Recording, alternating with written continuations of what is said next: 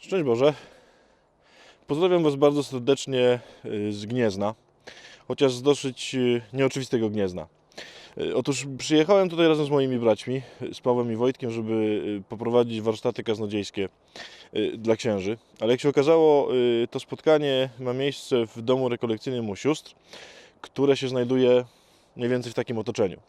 Mówiąc krótko, gdyby człowiek nie wiedział, że jest w Gnieźnie, to byłoby mu bardzo trudno się zorientować, że jest w tak ważnym, w tak pięknym, w tak też dla chrześcijaństwa istotnym mieście Polski. Kiedy o tym pomyślałem, że jestem w Gnieźnie, ale czuję się, jakbym nie był w Gnieźnie i że czasem można nie dostrzec tego, co tak naprawdę dzieje się dookoła, to przypomniał mi się fragment z Księgi Królewskiej, tam gdzie jest opisane życie Eliasza, i chciałbym, żebyśmy dzisiaj na chwileczkę na jego życie spojrzeli.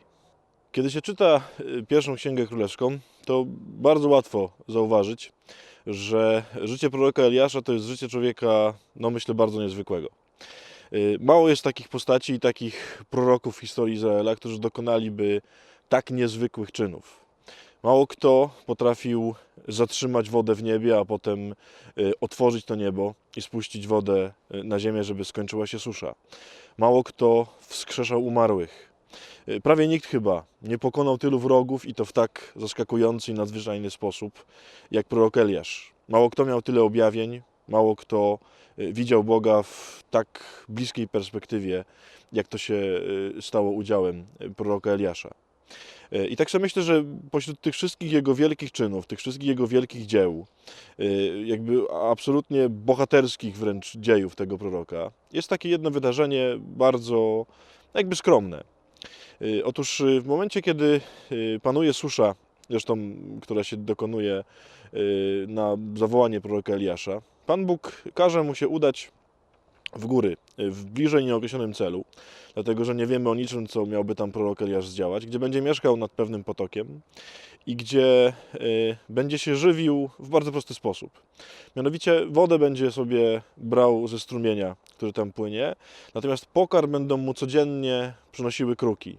Codziennie rano będą przylatywały z chlebem, a codziennie wieczorem będą przylatywały z mięsem. Wiemy, że Eliasz tam spędza jakiś czas, trudno powiedzieć ile. Nie wiemy, co tam robił. Nie mamy żadnego wydarzenia ważnego, żadnego cudu, żadnej wielkiej mowy. Po prostu po pewnym czasie Bóg z powrotem powołuje Eliasza, żeby wrócił do kraju i żeby poszedł do Sarepty Sydońskiej i tam dalej prowadził swoją działalność. Przyznam, że bardzo lubię ten epizod. Bardzo lubię ten moment takiej przedziwnej troski Pana Boga, który powołuje proroka Eliasza na jakiś dłuższy czas do takiego życia, w którym będzie doświadczał jego czułości, jego troski, jego delikatności. Gdzie jedynym zadaniem Eliasza będzie oczekiwać codziennie rano kruków, które będą przylatywały z kawałkiem chleba i codziennie wieczorem tych samych kruków, które będą przylatywały z kawałkiem mięsa. Tak jakby Eliasz miał się nauczyć, że Bóg jest czuły, że Bóg się troszczy, że w tych wszystkich wielkich wydarzeniach tak naprawdę okazuje się Boża dobroć. I chciałbym, żebyście dzisiaj spróbowali właśnie tej historii się przyjrzeć. Zobaczyć Boga, który wysyła do człowieka swoje kruki po to, żeby go nakarmiły. Czemu to jest takie ważne? Myślę, że z tego prostego powodu, że wokół nas nieustannie coś podobnego się dzieje. My, przypuszczam, w większości oczekujemy cały czas takich bardzo ważnych i spektakularnych Bożych interwencji. Że kiedy nam się dzieją trudne i złe rzeczy, to bardzo oczekujemy, że Pan Bóg wkroczy, że wreszcie zadziała, że to będzie widać, że my to dostrzeżemy i że nasze życie będzie się zmieniać. I oczywiście to jest dobre oczekiwanie i myślę, że bardzo warto Boga o takie cuda prosić. Ale jednocześnie myślę, że zupełnie ignorujemy, nie zauważamy takich bardzo drobnych gestów, takich rzeczy często bardzo mało widocznych, takich codziennych, w których Bóg naprawdę się o nas troszczy. Jestem przekonany, że wokół każdego z nas jest masa wysłanych przez Boga kruków, którzy przynoszą takie drobne rzeczy jak chleb, czasem trochę większe jak mięso, którymi Pan Bóg chce nas nakarmić, wspomóc, dodać nam sił. My ich nie widzimy zazwyczaj, no bo kruki się nie kojarzą człowiekowi, myślę, z jakimś przyjemnym i sympatycznym zwierzęciem. Tylko to jest taki ptak, który no, jest trochę złowieszczy i często, myślę, nie potrafimy dostrzec takich drobnych, zwyczajnych, często szarych i wcale nieatrakcyjnych rzeczach Bożej obecności. Rozejrzyj się dookoła siebie.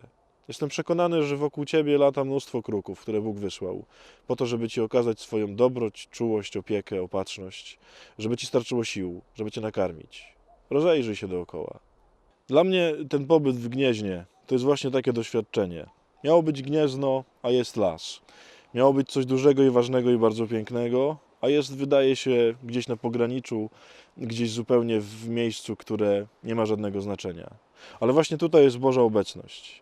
Miałem tutaj przyjechać po to, żeby przede wszystkim mówić do księży o tym, jak się gada kazania.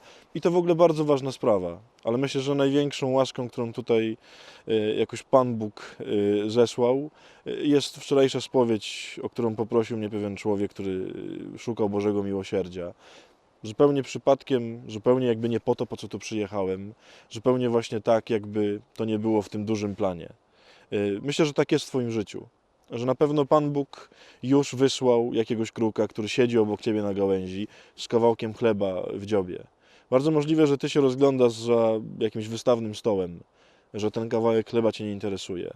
Spójrz na niego, dlatego że zazwyczaj te największe rzeczy, których szukamy gdzieś w górze i w jakiejś ogromnej perspektywie, one zaczynają się od tych najmniejszych. One nie wyrosną bez dostrzeżenia i przyjęcia delikatnych Bożych obrazów czułości. Myślę, że prorok Eliasz nauczył się tych wielkich rzeczy, dlatego że miał taki czas, kiedy doznał namacalnie, że Bóg się troszczy w sprawach drobnych. I potem miał przekonanie, że skoro tak jest, skoro Bóg się troszczy, skoro Bóg potrafi w takich małych, no to potrafi też w tych dużych. Zacznij się rozglądać. Na pewno Bóg już posłał Ci swoje kruki.